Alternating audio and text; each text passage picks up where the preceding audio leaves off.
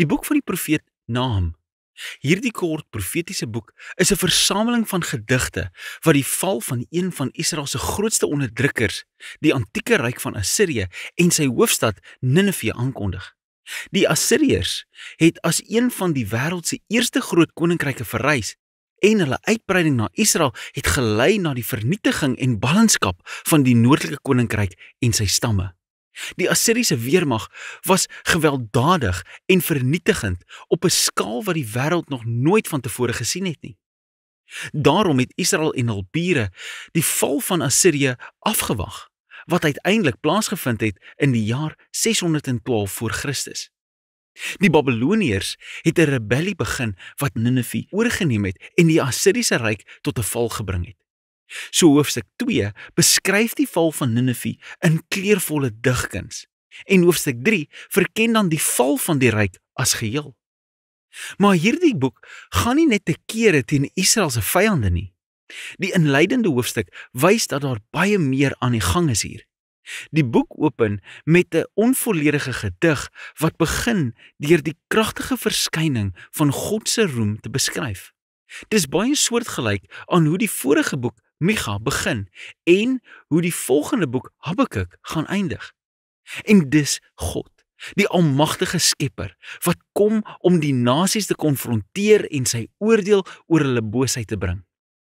Die gedig begin deur aan te haal uit die beroemde teks waar God homself beskryf na die goue kalf insident in die boek van Eksodus hoofstuk 34. Die Here is geduldig. Die Here is magtig. Hy sal nie boosheid ongestraf los nie. En so gaan die res van die gedig heen en weer en kontrasteer die lot van die arrogante, gewelddadige nasies met die lot van die getroue oorblyfsel van God. Wanneer God al die arrogante ryke tot 'n val bring, sal hy die mense wat nederig is voor hom beskerm. Nou hierdie is regtig interessant. Jy sou gedink het die boek gaan net oor Assirië. Maar Nahum meld Ninive of Assirië eintlik nêrens in hoofstuk 1 nie.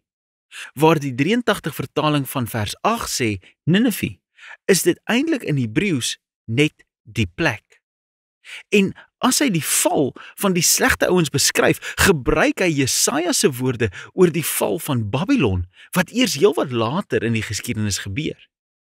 En nie net dit nie, Nahum beskryf ook die val van die slegte ouens as goeie nuus vir die oorblyfsel van God se mense. Dis alles 'n direkte verwysing na Jesaja se goeie nuus oor die val van Babylon. So al hierdie klein besonderhede van hoofstuk 1 kom en maak 'n belangrike punt. Vir Nahum word die val van Ninive voorgehou as 'n voorbeeld, as 'n beeld van hoe God reg deur die geskiedenis werk. Hoe hy nie sal toelaat dat die arrogante of gewelddadige ryke van ons wêreld sal voortbestaan nie.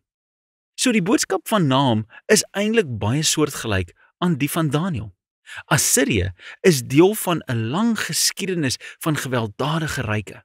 En Ninive se lot is 'n bewys van God se toewyding daaraan om die gewelddadige en die arrogante in elke era tot 'n val te bring.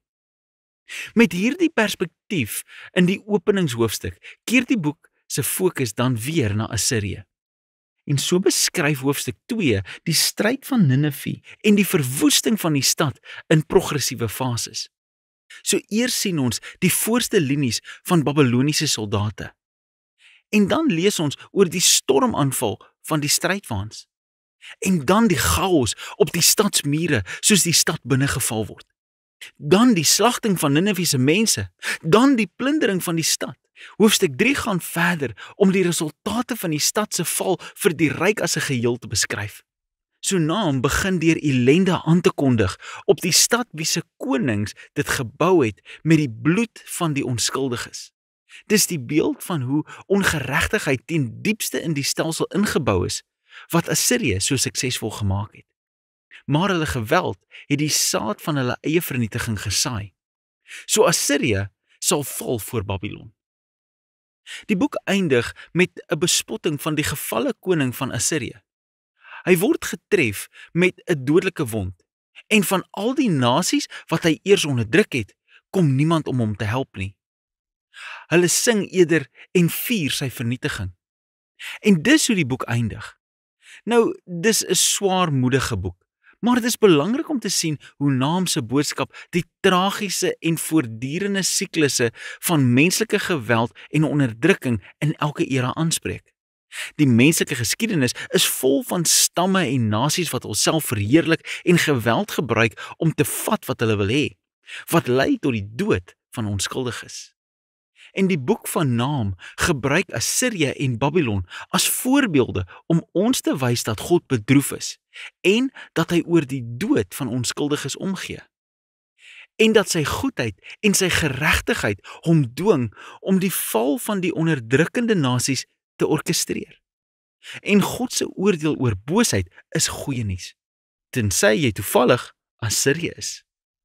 Wat ons al die pad terugneem na die punt van die openingsgedig in hoofstuk 1, wat ons vertel dat die Here goed is en 'n veilige toevlug is in die dag van nood.